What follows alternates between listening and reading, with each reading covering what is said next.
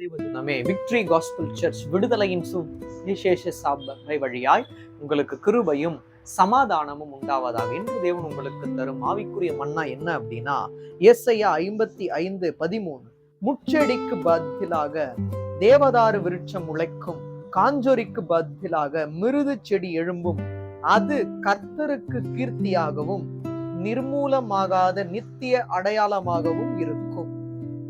இது இரண்டு விதமாக நீங்கள் புரிந்து கொள்ளலாம்.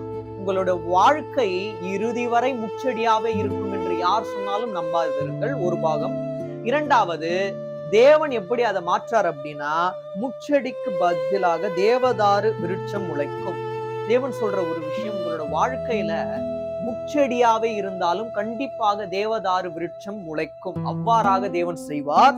காஞ்சொரிக்கு பதிலாக மிருது செடி எழும்பும், அவ்வாறு எழும்பும்படியாக தேவன் வைப்பார். அதாவது பஞ்ச காலங்கள் இனி உங்களோட வாழ்க்கையில் இல்லாமல் செழிப்பின் காலங்கள் விரைந்து வருகிறது என்று தேவன் கண்டிப்பாக சொல்லுகிறார். அது கண்டிப்பாக நடக்கும். அது கர்த்தருக்கு கீர்த்தியாகவும் நிர்மூலமாகாத நித்திய அடையாளமாகவும் இருக்கும்.